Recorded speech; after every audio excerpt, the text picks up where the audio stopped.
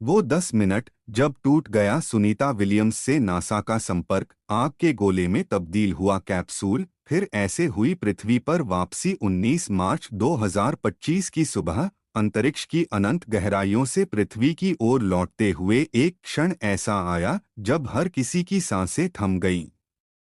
भारतीय मूल की मशहूर अंतरिक्ष यात्री सुनीता विलियम्स अपने साथी बुच विल्मोर और 2 अन्य यात्रियों के साथ 9 महीने के लंबे अंतरिक्ष प्रवास के बाद घर वापसी के लिए निकली थीं। स्पेस एक्स का ड्रैगन कैप्सूल, जो उन्हें अंतर्राष्ट्रीय अंतरिक्ष स्टेशन ISS से पृथ्वी तक ला रहा था, अपनी 17 घंटे की यात्रा में एक ऐसे पड़ाव पर पहुंचा जहां सब कुछ अनिश्चित हो गया। यह वो 10 मिनट थे जब कैप्सूल से संपर्क टूट गया और यह आग के गोले जैसा तब्दील हो गया। लेकिन फिर विज्ञान, तकनीक और मानवीय संकल्प की ताकत ने एक बार फिर चमत्कार कर दिखाया। तकनीकी खराबी के चलते ISS में फंसी थी सुनीता विलियम्स का यह सफर पिछले साल 5 जून 2024 को शुरू हुआ था, जब वह बोइंग स्टारलाइनर के पहले मानव मिशन पर ISS के लिए रवाना हुई थीं। यह मिशन सिर्फ 8 दिन का होना था, लेकिन स्टारलाइनर में तकनीकी खराबी, हीलियम रिसाव और थ्रस्टर्स की विफलता ने उनकी वापसी को नामुमकिन बना दिया। नासा ने सुरक्षा को प्राथमिकता देते हुए उन्हें स्पेसएक्स के ड्रैगन कैप्सूल से लाने का फैसला किया। 18 मार्च 2025 को भारतीय समयानुसार रात 10:35 बजे ड्रैगन कैप्सूल ISS से अलग हुआ और पृथ्वी की ओर बढ़ चला। वापसी की यह यात्रा अपने आप में एक रोमांचक और जोखिम भरा अध्याय थी।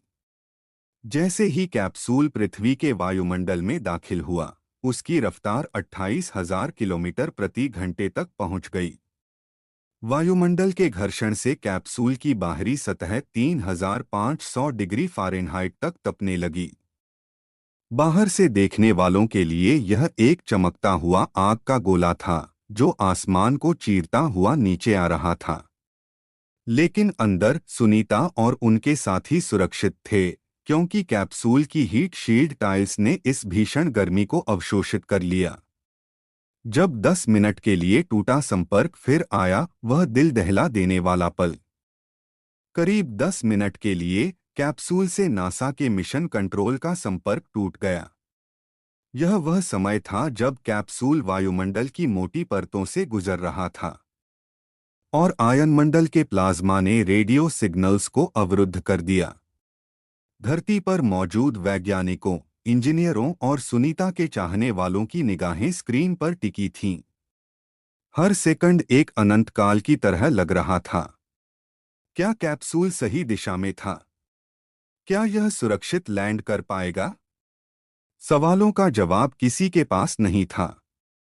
लेकिन जैसे ही यह 10 मिनट का ब्लैकआउट खत्म हुआ, ड्रैगन कैप्सूल की आवाज फिर से मिशन कंट्रोल तक पहुंची। राहत की सांस के साथ उत्साह की लहर दौड़ पड़ी। कैप्सूल ने अपने पैराशूट खोले और धीरे धीरे फ्लोरिडा के तट से लगे समुद्र में उतर गया। लैंडिंग के बाद रिकवरी टीम ने तुरंत अंतरिक्ष यात्रियों को बाहर निकाला। सुनीता विलियम्स, जिन्होंने 62 घंटे से अधिक का स्पेसवॉक और 900 घंटे से ज्यादा का शोध कार्य किया था, एक बार फिर धरती पर कदम रख चुकी थीं। उनकी मुस्कान और हौसले ने साबित कर दिया कि अंतरिक्ष की अनंत चुनौतियों के सामने भी मानव अडिग रह सकता है। यह 10 मिनट सिर्फ एक तकनीकी अंतराल नहीं थे, बल्कि मानव साहस, विज्ञान की शक्ति और उम्मीद की जीत का प्रतीक बन गए। सुनीता विलियम्स की यह वापसी न केवल एक अंतरिक्ष यात्री की घर वापसी थी, बल्कि यह हर उस व्यक्ति के लिए प्रेरणा थी जो असंभव को संभव बनाने में यकीन रखता है।